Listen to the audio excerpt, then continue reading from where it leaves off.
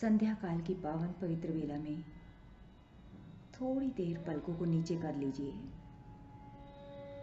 याद रहे, जिंदगी बदलने का मौका बार बार नहीं मिलता है। कुछ सुनाई दे रहा है क्या? टिक टिक टिक टिक। समय यानी जीवन तो बीत ही रहा है। तुम कुछ भी ना करो तो भी अगला दिन लग जाएगा। तुम यूं ही व्यर्थ बिताते चलो समय को तो भी कल आएगा ही आएगा। तो बुद्धि यानी विवेक इसी में निहित है कि समय जब बीत ही रहा है तो उसका सार्थक उपयोग कर लो। अब प्रश्न ही उठता है कि समय का सार्थक उपयोग क्या है? समय जो कि एक बेचैनी मात्र है, उसको उपयोग कर लिया जाए चैन तक पहुंचने के लिए। चैन मिल रहा है क्या अभी? भूला हुआ मेरा ही रब को ही भूल गया था, जाना नहीं क्यों तुझको खुद से यही मिला था। मिल जाए गर प्रभु तो बन जाए जिंदगानी, अब पार मेरी नैया तुमको ही है लगानी। बस करना कुछ नहीं, उसकी याद में डूब जाना, खो जाना कुछ पल कि तुम खुद को ही खो दो। लेकिन अहम तुम्हारा मैं इतना डरा हुआ होता है कि वह स्वयं को ही धोखा दे देता है। इसीलिए तुम पाते हो कि लक्ष्य तो सभी बनाते हैं, बुद्धि का उपयोग तो सभी करते हैं, लेकिन सबके लक्ष्य ऐसे नहीं होते जो उन्हें शांति दे जाए। ये बात याद रहे कि मन तो एक तितर बितर, अस्त व्यस्त, त्रस्त, दुखी, विक्षिप्त चंचलता का नाम है। लेकिन बुद्धि का अर्थ है मन की गति को सही लक्ष्य की ओर गति देना। लेकिन हम तो पाते हैं कि लक्ष्य तो सभी के पास होते हैं, लेकिन वो लक्ष्य ऐसे तो नहीं होते कि सभी को शांति मिले। लक्ष्य बल्कि शांति की जगह और अशांति दे जाते हैं, और इसी अशांति में हम मिला हुआ अवसर हाथ से गवा देते हैं। कारण है मन। मन शांत नहीं है, उसे नाचना है, और उसका ये नृत्य बहुत सुंदर, कोई कलात्मक नहीं है। ये मन हर समय चलनशील तो दिखाई देगा पर पहुंचता तो कहीं भी नहीं है। उसको बस एक बात पता है कि वो जहां भी है, जैसा भी है, ठीक नहीं है। कहां होना है उसे, इसकी भी कोई सूचना नहीं है। हाँ, एक बात पक्की है, वो मन जहां भी है संतुष्ट नहीं है। नतीजा यानी निरंतर गतिशीलता। जहां भी है वो वहां से हटना है। किधर को हटना है? कहीं भी। संयोगवश कुछ भी सामने आ जाए, कुछ भी, तुम जानो तुम्हारा काम जाने।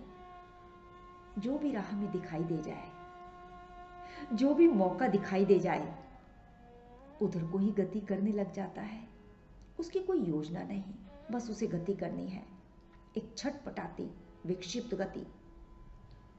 यही है मन। लेकिन बुद्धि है उस गति को एक सार्थकता दे देना, प्रयोजन दे देना, उद्देश्य दे देना। बुद्धि है मन की गति को एक सार्थक मंजिल दे देना। चल तो रहे ही हो, चलो उधर को चलते हैं। अगर रुक सकते तुम तो अब तक रुक गए होते, और अभी भी यदि रुक सकते हो, जहां भी हो वहीं रुक जाओ। पर ऐसे तो तुम हो नहीं। कि जहां हो वहीं रुक सको। तुम तो चलोगे ही, क्योंकि चंचलता तुम्हारा नाम है। आज से अपना एक नया नाम याद रखना, चंचलता,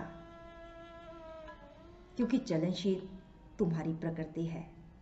तुम्हें तो निरंतर कंपन करना है, और इसी कंपन का परिणाम है हाई ब्लड प्रेशर, डायबिटीज, मोटापा, body pain, neck pain, stress, anxiety और तमाम मानसिक रोग। अब इसका इलाज क्या है? तो ऐसा करते हैं कि किसी ऐसी दिशा में चलते हैं जहां अंततः तुम्हारा हिलना डुलना कंपन शांत हो सके। तो यह है बुद्धि। बुद्धि है मन की गति को सही दिशा दे देना, इंद्रियों की गति को सही दिशा देना, जीवन की गति को भी दिशा देना बुद्धि का ही काम है। इसी बुद्धि के विकास के लिए, जीवन की खोज के लिए हम भगवत गीता का अभ्यास कर रहे हैं। पिछले वॉल्यूम में हमने देखा, भगवान कह रहे हैं, हे अर्जुन, तू जो भी कर्म करता है, यानी तू जो भी हवन करता है, खाता है, दान करता है, वह सब मुझे अर्पण कर। उन सब में पड़ा मद यानी अहम बुद्धि तू मुझे अर्पण कर। शुभ और अशुभ दोनों को तू मुझे अर्पण कर, फिर पुनर्जन्म कैसा? इस प्रकार समस्त कर्म, यानी तुम जिस भी अवस्था में हो, चाहे जल, चाहे पत्र, पुष्प, फल, लेकिन तुम्हारे कर्म मुझे अर्पित होते हैं स्वरूप समझकर। ऐसे संन्यास योग से युक्त चित्त वाला संन्यास प्लस योग, यानी पीता भी रहूं, प्यासा भी रहूं, और ये प्यास लगातार बनी रहे। इसी प्यास को हम अंतसधारा के माध्यम से बखूबी महसूस कर रहे हैं।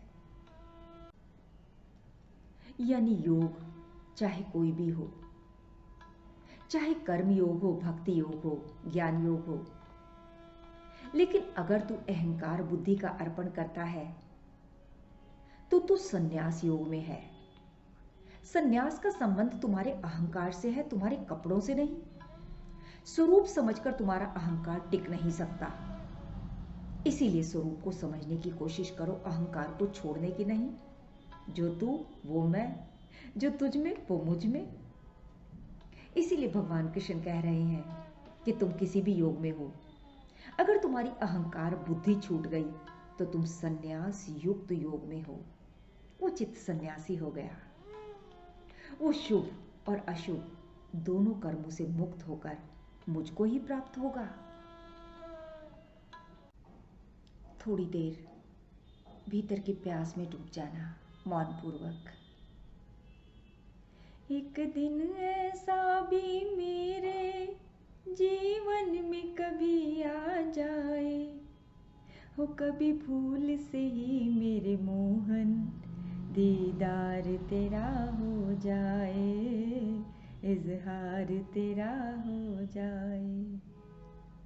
कभी हम भी सुने तेरी मुरली जो सुनाई थी राधे जी को, जिस तान पे नाची मीरा वही तान सुना दे हमको। तेरी तान को सुन के काना, तेरी तान को सुन के काना, बस हम भी कहीं खो जाए, हो कभी भूल से ही मेरे मोहन दीदार तेरा हो जाए, इजहार तेरा हो जाए।